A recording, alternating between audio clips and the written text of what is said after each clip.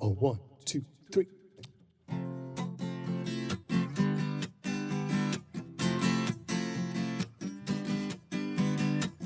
Hey, there we go, and live it's us, the guys from One Song. We're talking Dreams by Fleetwood Mac. It's Luxury, Diallo, and our friend Sam Sanders. Watch us carefully break it down here on FS. KCRW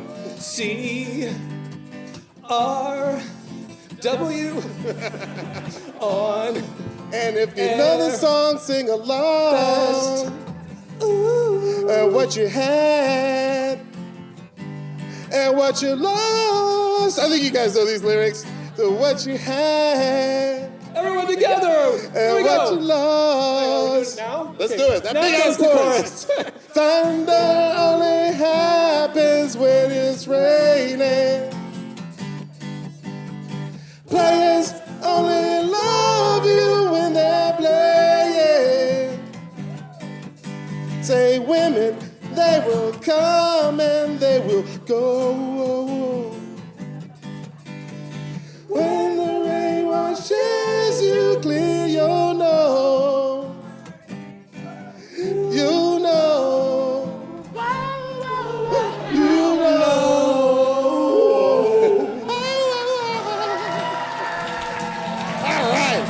All right. On Airfest, let's go.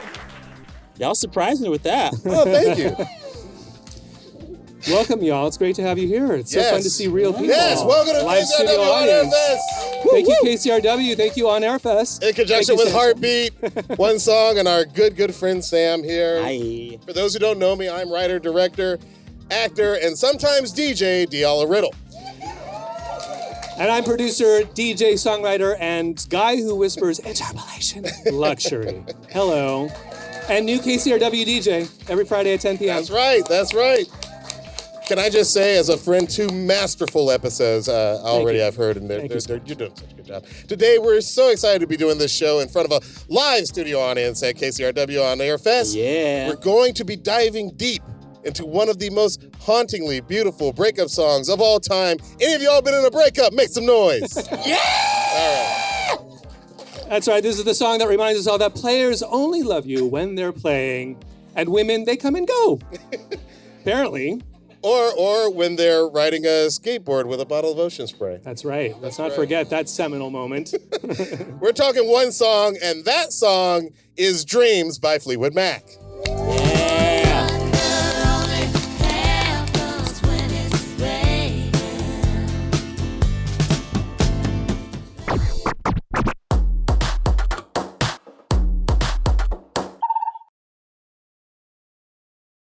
You never get tired of the song, and No. yet, are you a little tired of the song? Never. Well, we're going to break it down. You're going to hear it like you've never, ever heard it before. And here to help us break this song down as we sang, we've invited a special friend of the pod. He is a big Fleetwood Mac fan. Please welcome award-winning reporter, radio host, and podcaster extraordinaire, Sam Sanders. Thank you for having me. Thank you for coming on the show, Sam. We really appreciate it. Yes. I mean, when y'all asked me, I was like, okay, I like these guys. And they were like, it's going to be Fleetwood Mac. And I was like, okay. And then they were like, it's going to be Dreams. And I said, yeah, I'd pay you to do this. It's one of the best songs of all time. One of the best songs of all time, but Yes. there are 2 songs of favorite Fleetwood Mac songs of all time that you have, right? You've stated many times. Why is it neck and neck between this one? What's the other one? Tell the audience. The other one is Silver Springs. Okay. Which I Wow. think is the emotional sequel or continuation of Dreams. Yeah. Did you say that she loved you? Baby, I don't wanna know. And with both She songs, wrote it. She wrote He it. wouldn't let it get on the album. Exactly. She waited for 30 years to get that song on a Fleetwood album and then made him perform it live with her. And you can see the 2 of them locked in a visual embrace the whole time. And Stevie's like, I won. Yeah. What I love about She kind of won. Yeah, what I love about Dreams and Stevie and She- Fleetwood Mac is that they are at their best. the platonic ideal of like white chaos. White rage. I like it. Good night, everybody. That's know? the show. We're not going to top We that. could inside. in there. They do this thing that I wish all white people did when they're feeling messy. Fleetwood Mac turned the mess into art. Yeah. What a great way to live a life. The mess was music. Now they turn into podcasts. Real quick, Sam, by the way, I heard that was her after she heard Go Your Own Way. Oh yeah, that was it. She The was answer like, to it. yeah, So, that was her answer. so those two songs. What Dreams of Going Your Own Way. Tupac had was Hit 'Em Up. That was her Hit 'Em Up. Oh yeah. Well, it's also beautiful. It's like her version of their breakup was Dreams. His version was Go Your Own Way, and it just proves this universal truth that there are many truths when it comes to a breakup, and all of these truths can be beautiful. Yeah. I don't know. It's just it's like the best way to do a breakup. Fleetwood Mac. Right. Sam, how did your love of Fleetwood Mac begin? I grew up really Pentecostal, and so all of my music appreciation and education had to kind of come secretly when mom wasn't home because my dad didn't care. But very early on, VH1 kind of raised me, and Behind the Music was a big part of my education. And I'll never forget the Fleetwood Mac Behind the Music. Yes, it's a classic. I was like, It's an how are these absolute people classic. so messy? How many of you guys have seen that episode? It's so good. If you remember that show, that's sort of Yeah. that's the ultimate That's the episode. one. Yeah. And I really latched on to Dreams and the entire album, Rumors. But it got to the point where I could hear that opening drum lick and I would know right away. Just, oh, yeah, I'm in. Yeah. I'm We're there. going to talk about it. Yeah. And I've had the experience of showing young people in my life or playing for them for the first time Dreams. And you watch the moment when like they realize it's perfect. And you're like, oh, this is why we're here on earth. To love tell that. young people about Fleetwood Mac. It really is a perfect song. It's It's a 48 perfect years song. old, Yeah. this song, and it It still never feels gets old. fresh. It never gets old. It never gets old. It feels like it's captured a real moment, both in the relationship Yeah. of the two, of Stevie Nicks and Lindsey Buckingham. That's the he that we've been mentioning so far. We'll be Yes. getting deep into the stories of these people, Yeah. but it's also the whole band there's a lot going on. 48 years later, you can still feel the tension in the song. Oh, yeah. And in the beauty of the song. Oh yeah. Well, and it's a very simple song. When she first wrote it, I think Christine McVie was like, "This song is too simple. It's 3 chords. Where is the melody?" Yeah. And it's perfect in its simplicity. So people really think that the drums on this song are particularly haunting, and they're very haunting and hypnotic because they took, I want to say, 8 bars of the 8 drums bars. and just looped it. That's it. That's wild. That's incredible. wild, It worked. It puts It you in a worked. trance. We're going to be getting deep into each of those layers. We'll be Yes. playing for you the isolated drum tracks and the bass and the vocals, but we'll be getting into that story in particular I love because you're that. absolutely right. That contributes in big part to the hauntingness, the Yeah. hypnoticness. Yeah. Real quick, I want to ask, how many of you, I'm going to play a video for you real quick. How many of you know this song? Because we got some younger people here. I see some young faces. How many of you know this song from this viral TikTok video? Now here you go. Wait, that's not the right one. Oh, cut. We can't embarrass my friend like that. Come on. All right, Let's watch the whole thing anyway. listen. Cut. That's not the So video glad you we didn't wanted. injure yourself. I almost died. It was worth it for the comedy. That was though. not. Beautiful. I've never ridden a skateboard in my life. Wait, can we play the proper?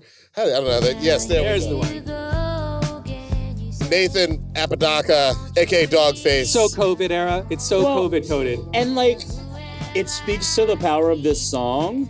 This is a breakup song. This Yeah. is a heartbreak song. And old boy is just like vibing and cruising to Just it. vibing, That's how good this song drinking is. his ocean spray cranberry. Yes. It's All right. incredible.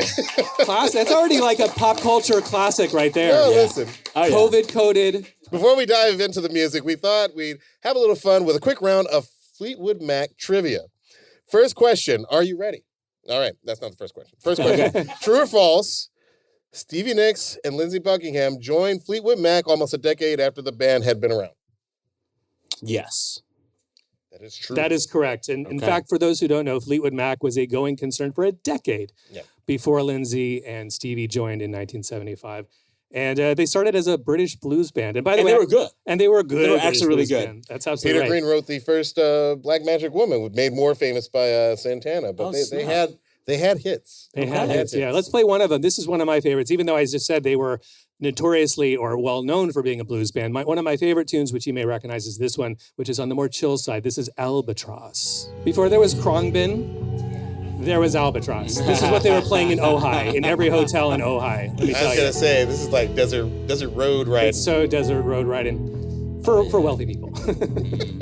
Play too much of that, people fall asleep. Soporific. Yeah. That's a soporific. tune. Dinsmore is 80. John Dinsmore is 80. Okay. John Dinsmore, The Doors was All right. here. Well, I got question number 2 for you, Sam Sanders. Yes. All right. So the band, as we've just been discussing, went through previous incarnations before the famous 5 that we know to this day. Yes. Do you know how many guitar players Fleetwood Mac had in their illustrious career? Can you name? I have no idea, but I'm going to say 7.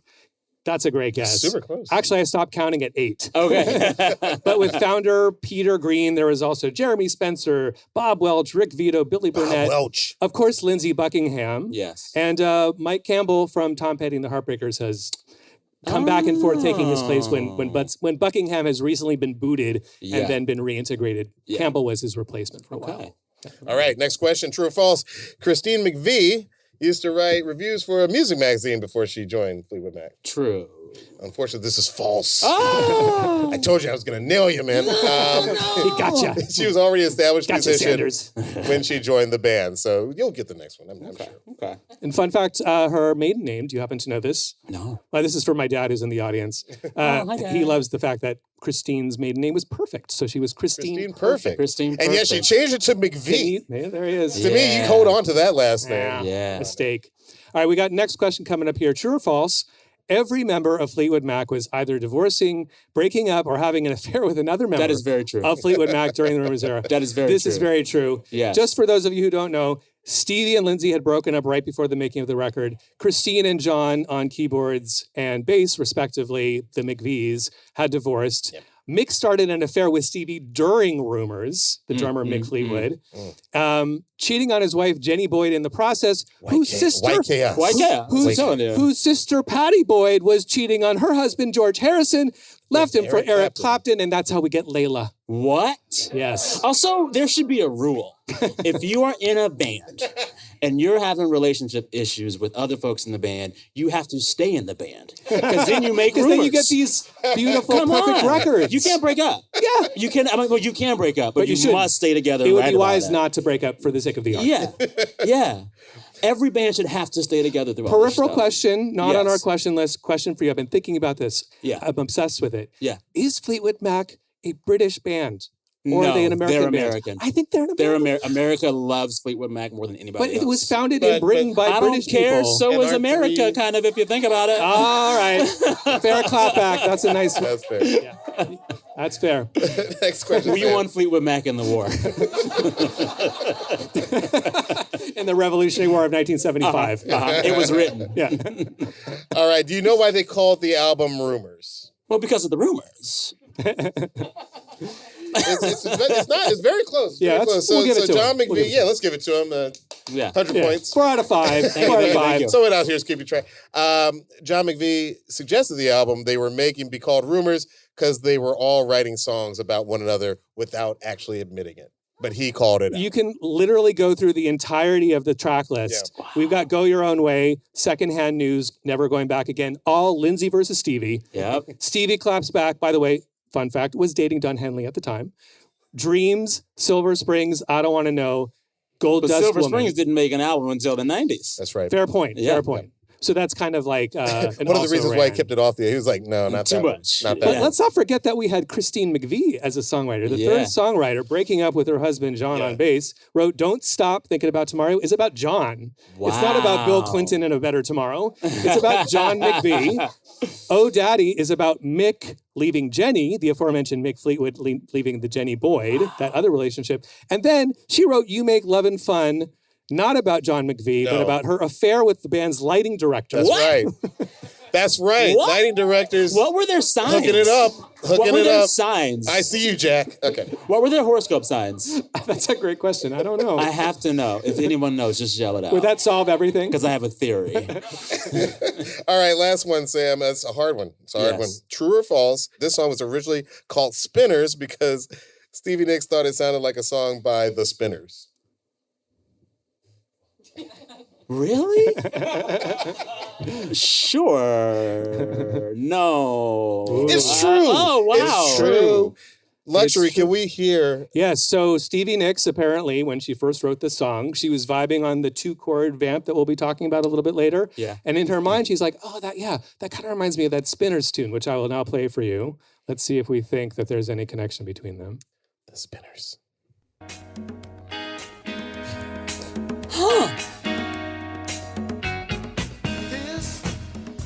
You know what? I get it. I love when this happens. My favorite of this happening. Yeah.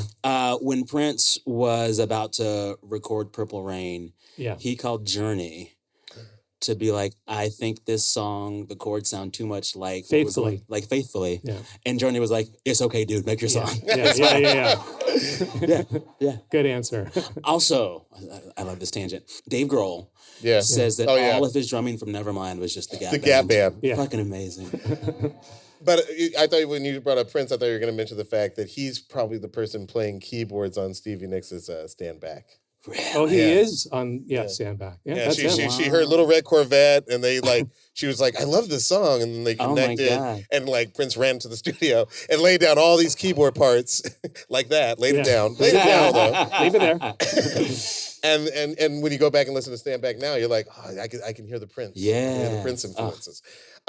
Let's get our tally. You got 3. You are officially a Fleetwood Mac fan. Should we call you a Big Mac? What do we call that? Fleetheads? Fleetheads? Call me a rumor. Oh. Yeah. Everybody's like, Thank ooh, you. nice one. Yeah. Yeah. Well played. All right, guys. So if you're new to Fleetwood Mac, as you might have guessed from the trivia questions, this is a band with quite the storied and, yes, dramatic career. So in the Rumors era, the lineup consisted of, as we've mentioned, founding member Mick Fleetwood on drums, John McVie on bass. And for those of you who didn't know this, that's where the name comes from, Fleetwood and Mac, as in McVie. So that was the rhythm section. When John brought in his wife, Christine Perfect, a.k.a. McVie, it was all British. And I guess the crossover into Americana happened when Lindsay and Stevie joined. Lindsay, according to the tale, they had just recorded Silver Springs, and he saw Mick Fleetwood, and Mick Fleetwood happened to be, I believe, listening to Silver Springs, and he liked the sound of it. Yeah. He said, oh, that's my tune. If you dig it, I'm glad you like it. And then later got a phone call from Mick saying, would you like to join the band? And famously said, I would love to, but only if you bring my girlfriend. Wow. So Lindsay and Stevie were a package deal. And that's how we have the iconic lineup that we know and love to this day. Why isn't there a reality show that recreates those dynamics? Like you bring musicians who the judges know have been like sleeping together. Do you find couples? I'm sorry, I know that. Do we find couples that are fucking and then make them do music? Can I say that on a fair You Fest? just did. It happened. You just did. I'll start using my Warren Olney voice. Uh-huh. Or do you find like great musicians and get them to sleep together? Both. There's 2 houses. Then halfway through the season, you flip the houses and you make it all crazier.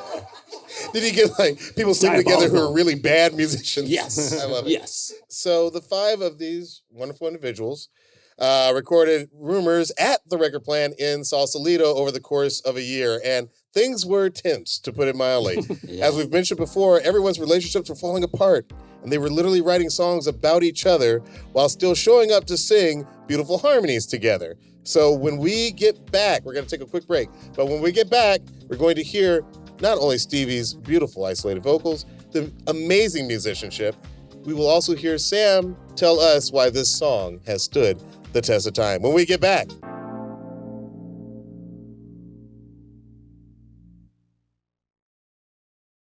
Welcome back to One Song. We're about to dive into the stems of Dreams, penned by Stevie Nicks. The story goes, she wrote it all in one afternoon, tucked away in Sly Stone's room at the Record Plant. Mm-hmm. While the rest of the band was recording, Stevie sat alone in that room with a keyboard and came up with this hypnotic spell of a song. Stevie said, quote, I found a drum pattern, switched my little cassette player on, and wrote Dreams in about 10 minutes. Isn't that always the way? It's always like, I wrote that, we wrote that last song. It was Thriller. Also, the room was wild. She said it was a black and red room with a sunken pit in the middle. And a There was bed. a piano and a big black velvet bed with Victorian drapes. What? The 70s loved a sunken pit. Yeah. Yeah. Yeah. Like all the relationships in Fleetwood Mac. Sunken pits. The sunken place, exactly. Yeah. We don't have that first demo, do we? We don't have that first demo, unfortunately, but you did allude to this great quote. We do know that it was very simple. And wonderfully, Christine McVie says, when Stevie first played me on the piano, it was just 3 chords and 1 note in the left hand, and I thought, this is really boring. But then the Lindsay genius came into play. So Lindsay helped her develop the song. And this, by the way, just to remind everybody, not only had they broken up, but like Stevie broke his heart. So, And the song was about him. yeah. So And he's like, I'll help you. this is a big act of artistic generosity to participate in like turning this 2-chord thing that Christine was rolling her British eyes at and turning it into the masterpiece that we know it today. And we'll be getting into that in just a moment in great detail. But Would yeah, either of you make a song with an X? I don't think so. That's just too intimate. I Oh, mean, you can got be so one for each of vulnerable. them. Oh, yeah. Sing it, damn it. It could be a power trip. It's true. Yeah. You take control. Yeah. It'd be like an ABBA situation, actually. That's literally what ABBA was. Sing it. Yeah. We are going to now play for you an early version of the song as it was known at the time as Spinners. This is an early take, as according to the story, they ran about 24 takes, and then the last one they thought was perfect. So we're going to hear a little bit of, I don't know which take this is, but you will recognize some things, and some things will sound a little bit different. Well, who am I to keep you down? And it's pretty fully formed as a song, but it's just 3 layers of music. And just sort of like, because it's fun for us obsessives, there's one like lyric that ended up changing later. So I'll play it for you. See if you can identify the lyric that changed. Now here I go. Here it comes. Again, see the crystal changes. Right? Crystal changes? Crystal Vision is It so also- like iconic. Crystal Vision. It also feels like this version is really just hanging on 2 chords. Lindsay's final version does 3, it feels like. It barely does the third one. We're going to get Right? into that, but you're Okay. nailing part of Okay. it. But part of the magic of, I think, what the whole band was able to contribute to the core idea, which was so solid, Yeah. is to give it, it was really that third chord that made it cohesive feeling. Yes. But I will also weigh in and say that maybe it's the DJ in me. These drums sound way more prominent than the drums that eventually filled it. Like this honestly feels like a disco remix of Dreams. You know what I mean? Yeah, it's super hypnotic, and you're right. It's a little less pop sounding and more dance floor, It's a but little there's more no dancing. bass. There's no bass quite yet. Well, let's get into the stems. So Mick Fleetwood plays the drums, plays the congas. I had forgotten there were congas in this song. Oh, There's I love the congas. They're Yeah. pretty buried, but they're there. All right, so let's start with the kick and snare was recorded separately from the hi-hat, and I'll explain to you what that means, the hi-hat and the toms.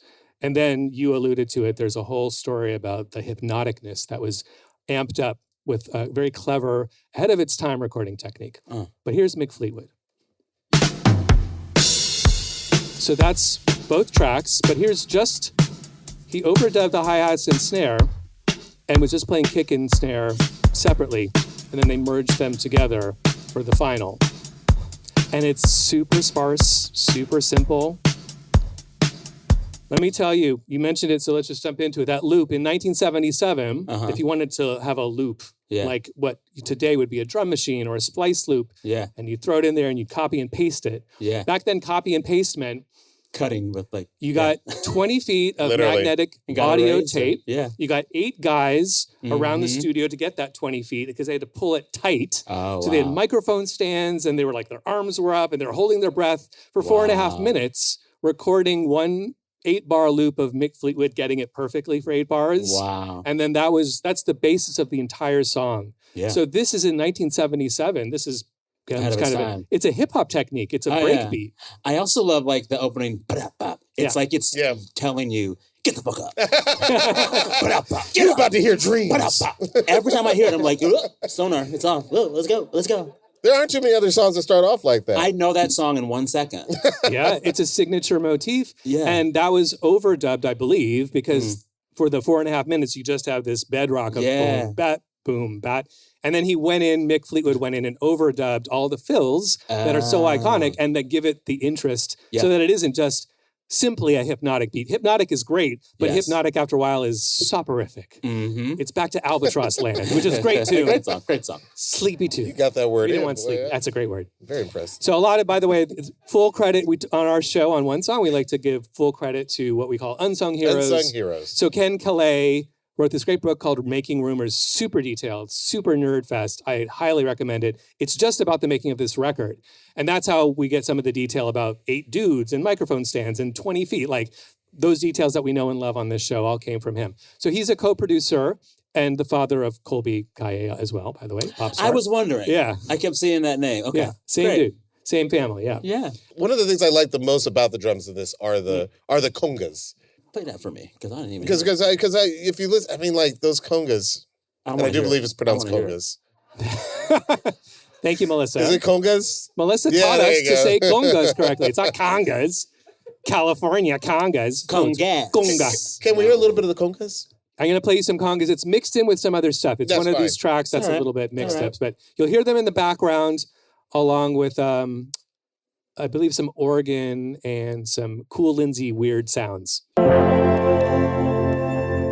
Oh, where is it coming? Oh, there it is. Super background.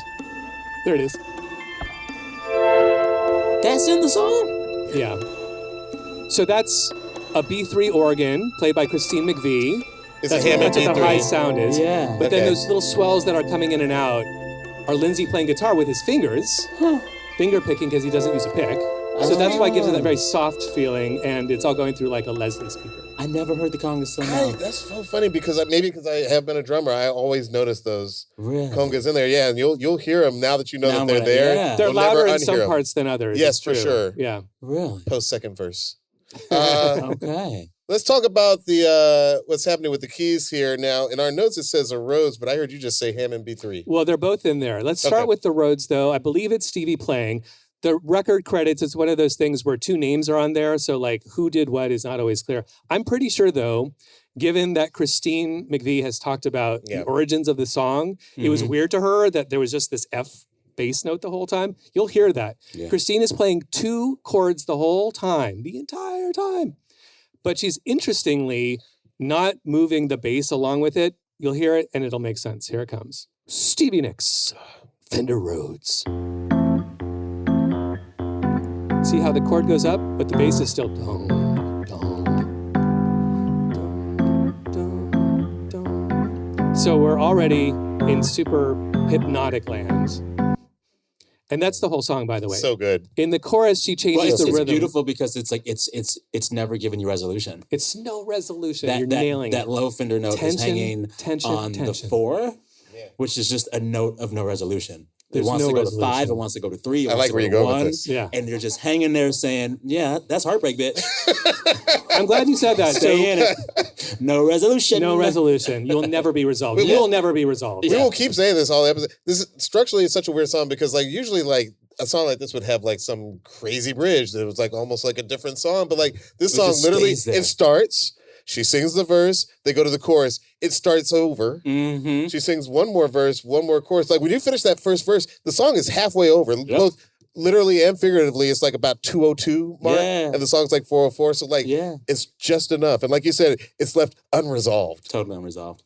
Let's move to the chorus and hear some more unresolved. And there's a drone that gets added. I'll just play it for you and then we'll talk about it. That's at the chord. You hear it? She sort of switched. She's like, now the high go part, to that 5, yeah. the bass note is now changing, but going her up. chord is not changing. Yeah. She just flipped what she keeps the same. And that's essentially the whole of the You can chorus. hear like her anger. She's like, "Girl, let me do this. There's more than 2 chords in the world. Let Yeah. me do this."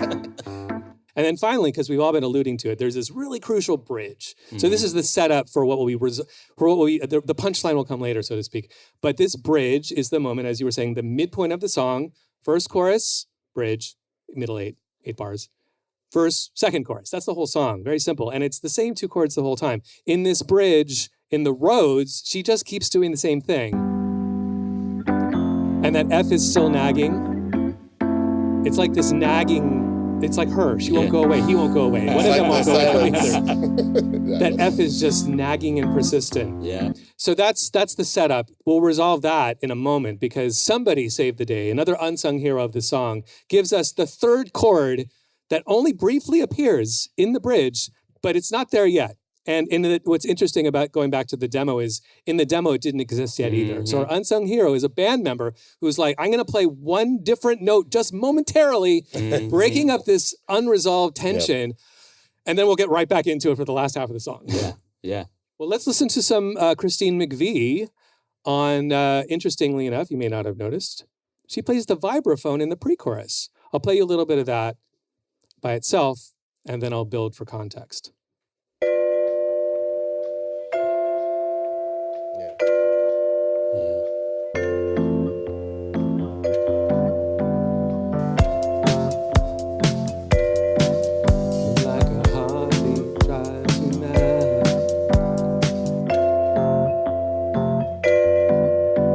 And then we already teased this a little bit before, but then you can hear her B3 organ playing in that section. Let me see if I can find you like a new version of it.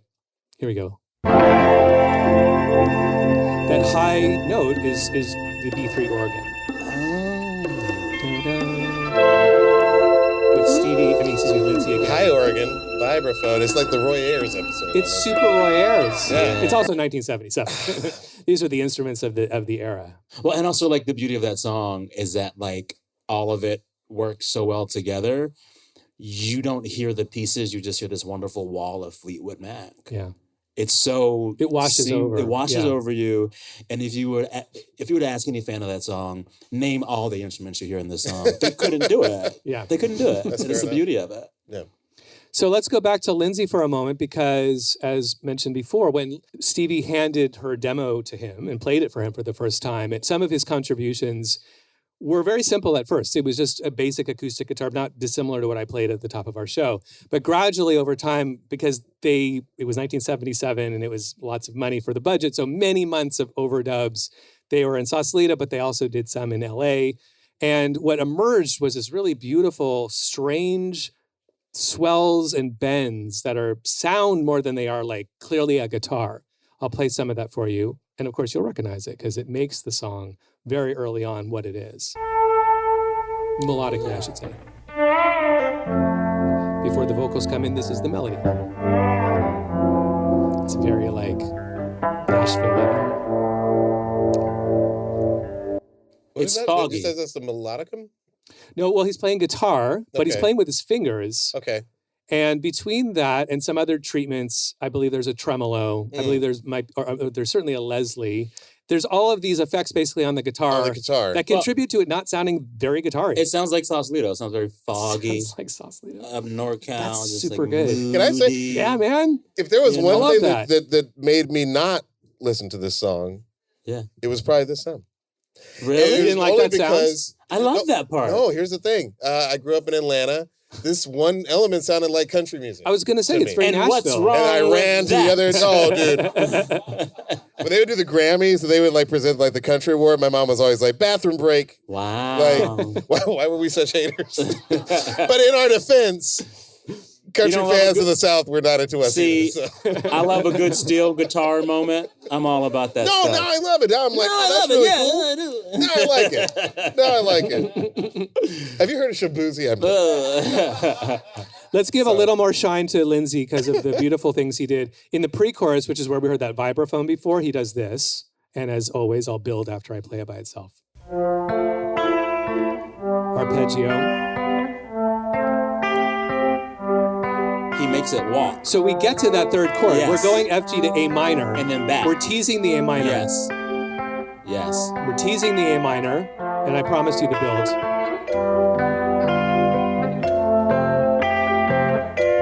You know what's so interesting? As that happened, I was like, that sounds like a train wreck, but it's in the song.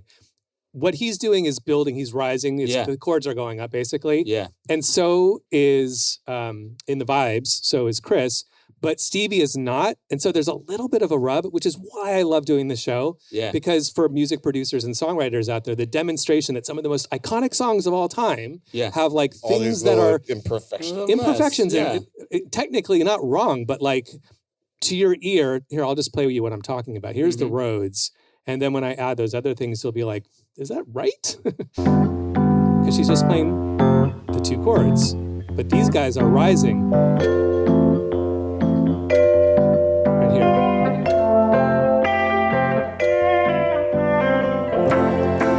It sounds great.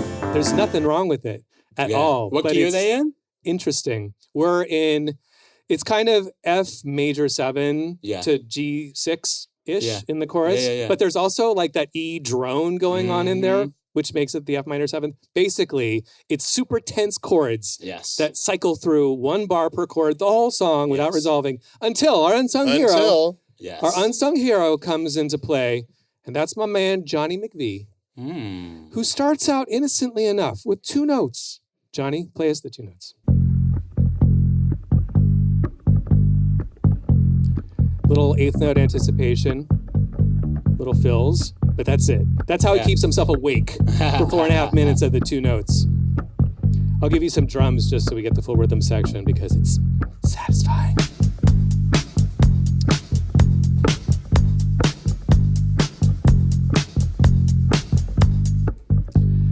And can I just say, the bass is, we always say on the show, fight me. It's the best part of the song. This is the best part of the song. The bass does a thing in the second verse that I absolutely love. Oh, and man. I feel like you're building up to that. Well, I'm building up to the bridge. And what happens in the bridge, we're building up to that in this whole episode. It's been it's been a teamwork to get this bridge idea to this moment. You've arrived at the right time. I'm ready. If you've just tuned in, what the hell was that? We were all in the same room the whole time. I don't know what I was saying, but I do know this. When we get to the bridge, we've been hearing just those 2 chords. I'll play you Stevie. She's playing this. Still playing that. Stevie. With a nagging F. Naggy, naggy, naggy. But I'll play what John plays and then I'll put them together. So John goes up to the octave in the bridge. And right here he goes to A. He but that's barely it. resolves. That's just it. for a second. 1 quarter note. And then da-da-da for He's the like, you think you're over this heartbreak. You're not. He's playing this A note just for the 1 quarter note, and then he returns to it briefly. But in the mix, I'll bring back those other instruments. It has this magical effect of you momentarily can breathe out. Here comes the A right here. That's it.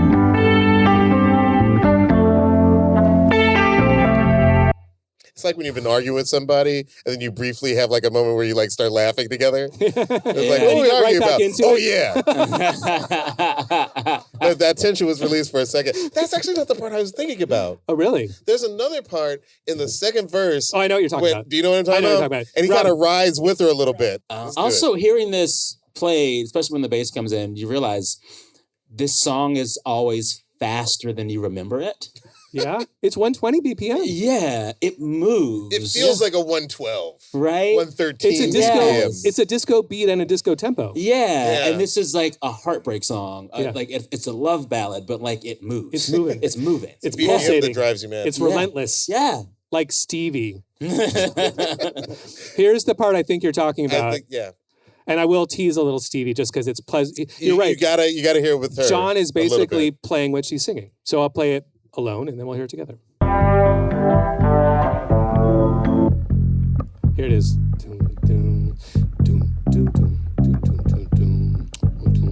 Love that little part. Love that little part. Hell yeah, John. Do you want to hear it with Do you want to hear it? I don't know why I said it like that, but it does get me amped. I love that part. Let's hear it with Stevie so you can hear how they participate, how they collab in this little moment. It's only me who wants to wrap around your dreams and that's a good bass player. That's a sick He bass listens player. to the vocalist. It's so good, isn't it? It's good. It's and he only does it once in the whole song. Yeah. Such restraint. Such restraint. Beautiful. I know. I would have been like, just do the whole song like that. It would have been way less special. He can't do more of that because that would take you out of the trance fugue state of the song. Yeah. Yes, no, I know. Trust me, they rejected my suggestions. They were listening. They're like, there's a dance break in the middle, and we modulate up a half step. Then there's a flash mob. That baby is talking. He's not even one. Okay. Honestly, what makes this song really stand out for me is the powerhouse vocal performance. To me, it's such a huge part of what makes it a multi-generational hit. We have Stevie's isolated vocals, and let me say, when we opened the stems, we were surprised that the first thing we heard was not her singing, but it was Stevie humming. Can you play us some Maybe of the hums? Uber fans already knew this. I never noticed it. I don't think I noticed You'll never it. hear it again without noticing this. At the very beginning, before the verse, she does this. I never noticed that. She does that twice. And then she sings verse 1, and it sounds like this. Here we go. Now here you go again, you say you want your freedom.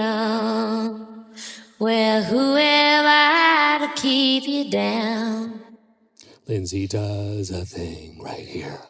It's only right that you should play the way you feel it. But listen carefully to the sound. I hate stopping things in the middle. Believe me, that was painful. But we should talk. We should talk before we move on. Thoughts, feelings. I saw some people like just really feeling it right now. Yeah. You know what I This mean? is- Like, Oh, yeah.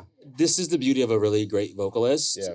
They sing what is actually a difficult performance, but they sing it so smoothly that you think you can sing it. I don't know what you're really talking about. amazing thing about this song, as soon as anybody hears it, in the first listen, by the second chorus, you want to sing it too. Yeah. Her voice is inviting you to sing along with her, which is wild because no one can sing like her.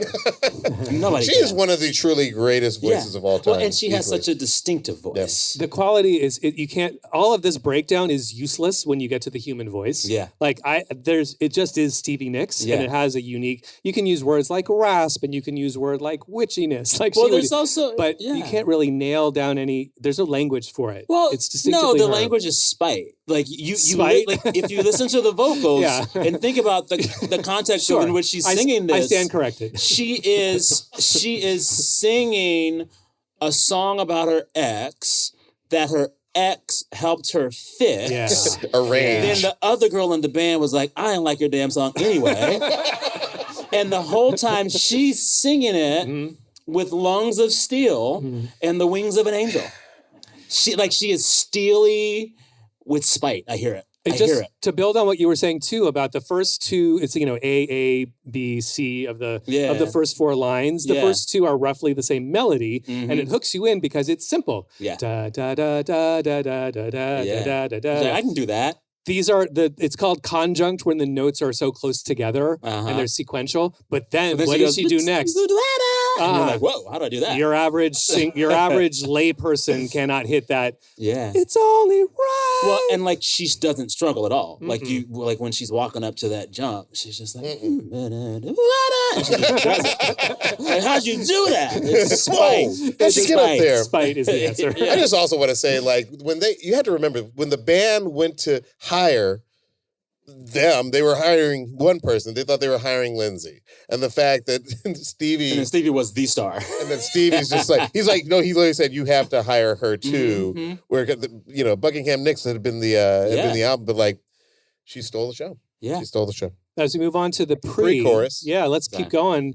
Keep noticing how few notes there are. I think the pre-chorus is, again, like 3 notes about 80% of the time. And you're also not getting a lot of rhymes. You're getting a handful of near rhymes, Mhm. but like you don't even notice. Like you're so between the chords being cycling through the 2-bar loop, you're essentially distracted because of her voice, because of the spite in her voice, yeah. because of the lyrical. There's all these other things, but it's not really rhyming and it's not really repeating melodies very much. Without further ado, let's get into the pre. In the stillness of remembering what you had We throw in the backgrounds. and what you lost and what you had And there's a big stack and coming. what you lost. Oh, thunder only happens when it's raining. Fun fact, no fewer than 2 people, as we were rehearsing the song, were like, are you sure that's the right note? Because I wasn't really nailing it. Yeah. But it's really in the stack. It's a 3-part harmony. Well, and then like Yeah. there's a moment when she's walking up to the chorus where that high note is lingering on the 5, Yeah. which is not a note you would think to hang on given this chord progression, but it works. Yeah. And it's like this like siren call. Yeah. It's incredible. It's momentarily, there are moments, this is a 3-part harmony that's basically, I think it's root third, fifth, but a handful of times we diverge from that, like you're saying. Yeah. We get a jazz moment or a gospel moment. Yeah. And And it's all because Stevie, right? no, like it's not. I was just going to say Okay. perfect. Thank you for teeing me up. The blend, We do this. the blend is the 3 songwriters in the band. It's Stevie, Lindsay, and Christine. Christine, R.I.P. You know, Yeah, lost passed her. away a couple years ago. I believe so. Christine McVie is singing the third, but live I think she sings the lead. In case you were wondering, I thought that fact was important enough to stop the show and spend nearly 5 minutes appreciate on it. it. Jesus, We appreciate Christ. live it. in the weeds on this show. It's true. It is a weedy show. Hearing To be hearing you introduce the chorus, it reminds me of my favorite reality of this song. Like the most popular lyric of the song is a lie. It can thunder when it's not raining. Wait, what? I've thought about It can this. thunder. No, it I'm can so be- glad it you can brought this thunder when up. it's not raining. Everybody Thunder knows only this. happens when it's raining. That's a lie. Not true. That's a lie. Wait. Not true. Team Think about Lindsay. it. Team Lindsay on that one. I'm from Texas. We have just weird weather all the time. It just be like thunder for no That has goddamn never reason. dawned on me. Yeah. Interesting. But it's such a it's beautiful. It's delivered so beautifully. Do you think they noticed that was the case, and therefore I'm sure Lindsay noticed and was like, Stevie. And she's like, fuck you. No, because We're maybe singing the song. There you go with your No, meteorological lies again. only because it's one of those songs where like the title of the song is not the chorus. Exactly. So theoretically, the chorus might have been "Thunder only happens when it's raining." Maybe they were about to press it and send it out the door, and someone was like, "Wait a second, Hold on. Yeah. this is going to throw some people Yeah. because it's a lie." It's a lie. You know, maybe players love things other than playing. We don't know. We Who don't know. knows? Who Dreams, knows? just distract them with dreams. Yes. That'll distract Yes. everybody. Does she sing the word dreams? It comes I up think it's once. I think twice. I want to maybe. say in the second verse. I think Have it you was- any dreams? She brings you'd like up to the- sell? yeah. Okay. Dreams of something. Have you any Mhm. dreams you'd like to sell? Dreams of loneliness. Yeah. That's not the chorus. That's not the chorus. You can do that though. It's okay. Do you guys want to hear one more chorus and then into the end of the song with that last little bend? Y'all do. Yeah. Let's do it. Oh, thunder only happens when it's raining. Let's give you a little bit of isolated Chris and Stevie. Players only love you when they play. See, I'm vindicated. That's what I was singing. Yeah. I'm Say vindicated. women, they will come and they attacked will you? go. They attacked me. Hearing the way they sing this is very country, my dude. It's super country. I didn't want to very say it country. because I can It's tell the super audience is country. already the turned against me. harmonies, the three-part Yes. harmonies are Oh, country. yeah. The That's a- three-part harmonies are country, and so Yeah. is the guitar, right? Yeah. It sounded like gospel country. Yes. Also, Parts the of way it. they sing women, it's like, women.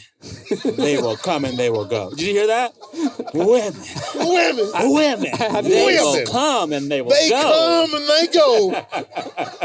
You didn't hear This could have I been had not a known George this. Strait Play it song. again. I didn't have the Pentecostal upbringing. Though. Play it again. Play it Okay. again. Play it again. Women. Listen for it. Say women, they Yeah, okay. All right. Okay. Women. I hear that. Oh, She's singing it right to Lindsay. Yep, she heard She's somebody like, say that. Women. They will come and they will go. Come and go. Working up a lots sweat of up here. back. Oh my God. I know. Seriously. It's the hot light. That concludes That's our what we STEM got. portion. That's the STEM The portion. It's a good music. STEM portion. Yes, give it up. It's a good STEM portion. Give it up for the fabulous fivesome. We're all feeling the feels here.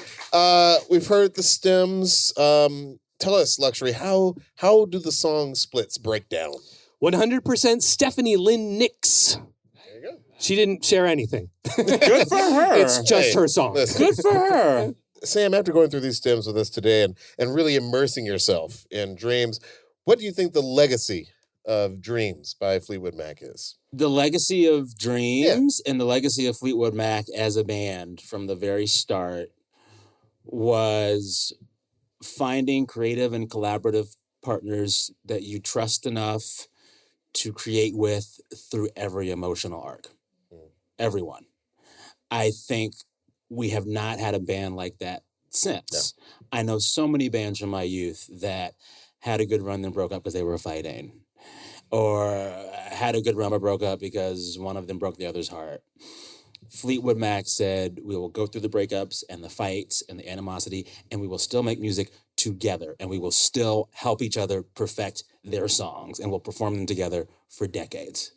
That is such a beautiful way to approach your art and to approach collaboration with anybody else. that is the pinnacle of artistic trust. I trust you enough to be happy around you and sad around you and to sleep with you and to not sleep with you and to love you and to hate you and still make songs with you. Yeah. No one does that anymore.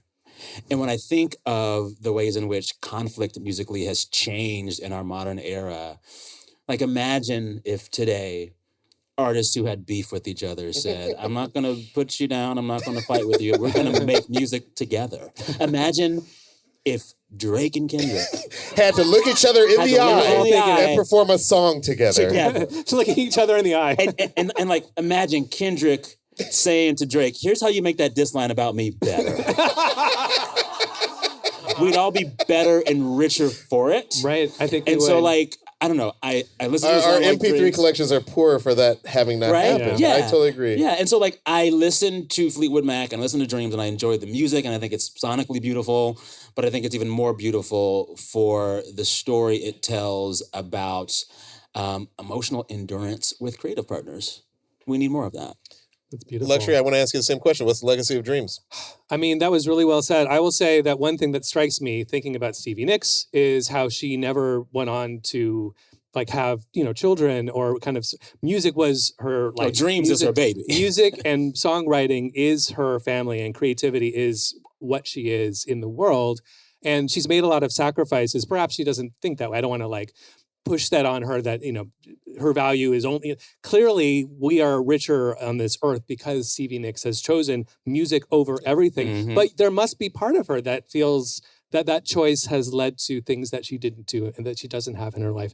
We can only wonder. She seems quite happy, but it's such a sacrifice. She sacrificed everything for her music. Yeah. What about you, Dion? I had a pre-written answer. I'm tossing it out. Oh, you Toss tossed it that out. thing right Toss out. it This out. conversation, We don't no, need that. seriously, this conversation is bad. After immersing for the last couple of days and weeks, I think, and this is a little bit out there, Lindsay and Stevie were in a relationship and they were hippies, they were living in San Francisco. And I think I read somewhere where he said, I think if we hadn't started making music together, we would have lasted as a couple. But the fact is that they went from being extremely broke to extremely famous in 6 months, which, to throw that into a relationship, Yeah. and it may not be fair to them, but I see them almost as like these avatars for like that hippie generation that fell in love in 68. And 69, and then they tried to make music together. And then by the mid-70s, and I always thought of the 70s as sort of a weary decade anyway, like you can hear sort of a weariness of like the free love and the drugs and everything has started to take its toll 6 and 7 years on. And you can see all of that in microcosm in this group.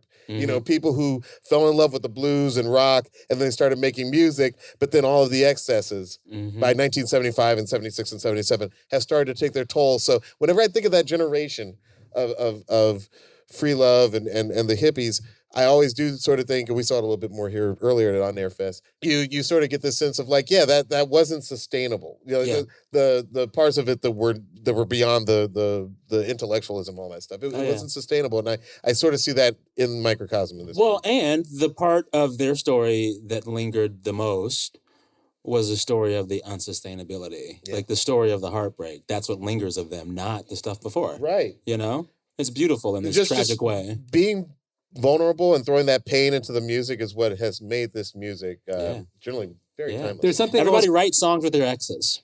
Do it. That is the lesson. That is a lesson. There's almost something on the nose about how this song perfectly embodies and remains 50 years later a song that is unresolved about an unresolved couple in an unresolved situation with unresolved chords and it's almost too on the nose and perfect musically what they did in the song, but it demonstrates the effectiveness that we are still talking about it, and it still has the magic that it has literally half a century later. Yeah. This is half a century old. Oh, yeah. Okay, well, before we end the show, Sam, we want to play a game with you. We already played again. A second game. It's called What's One Song? Here are the rules. We'll ask you a question. You'll give us a one-song answer. You have a minute to respond to as many of these questions as you can, so please don't overthink it. Answer as quickly as possible. Let's begin. What's one song that never fails to make you emotional? I'm a millennial. Robin's Dancing on My Own. Oh, nice. Always. What's one song you wish you could have been in the studio for? Hey, yeah. What a weird fucking song. I love it. They broke up. The time signature is strange. What's one song that's taught you something about yourself? Herbie Hancock's recording of the jazz standard "My Ship." Go and listen to it. Yeah. What's one song that you think is underrated? We were just talking with Novena about the Black Eyed Peas. A lot of those songs are actually good. I was not Name expecting one. that Name one. answer. Name one. Not what I saw. Boom Boom Pow. Holy shit! Wow, did not see that coming. Underrated. What's one song you low key know all the words to? Usher's Nice and Slow. I was Oh, in that's eighth a grade great singing song. all those words. Woo, that's a great song. What's one song that you'll always dance to no matter where you are? Boom Boom Pow. All right. Thanks for being here. Everybody give it up for Sam Sanders. This was so much fun. This was a blast. I love this. I hope we can do this again with you. You know, we'll figure out a way. Let's do Tusk next time. Okay. Underrated album. Good choice. Underrated album. Okay, well, listen. Thank you so much, Sam. As always, you can find our team on Instagram and TikTok. You can find me on Instagram at Diallo, Diallo, and on TikTok at Diallo Riddle. You can find me on Instagram at LUXXURY or on TikTok at LuxuryXX. And where can we find you, sir? At Sam Sanders, only Instagram. I don't get the TikToks. I think, me too. Yeah, I think it's I'm too on the same much. page. But I will also say that you can follow our podcast on TikTok and Instagram at One Song Podcast for exclusive content. You can also watch full episodes of One Song on YouTube and Spotify. Just search for One Song Podcast. We'd love it if you like and subscribe. Also, be sure to check out the One Song Spotify playlist for all of the songs we discuss in our episodes. You can find the link in our episode description. And if you've made it this far, you're officially part of the One Song Nation. Show us some love, give us 5 stars, leave a review, and send this episode to a fellow music fan. It helps to keep the show running. That is it for us today. Where's your catchphrase? Oh, gosh, I forgot. Luxury, help us in this thing. I'm producer, DJ, songwriter, and musicologist Luxury. That's And who you I'm are. actor, writer, director, and sometimes DJ, Diallo Riddle. And this has been One Song. We'll see you next time. This episode was produced by Melissa Duenas. Our video editor is Casey Simonson. Our associate producer is Jeremy Bimbo. Mixing by Michael Harmon and engineering by Eric Hicks. Production supervision by Razak Boykin. Additional production support from Z Taylor. This show is executive produced by Kevin Hart, Mike Stein, Brian Smiley, Eric Eddings, Eric Weil, and Leslie Guam.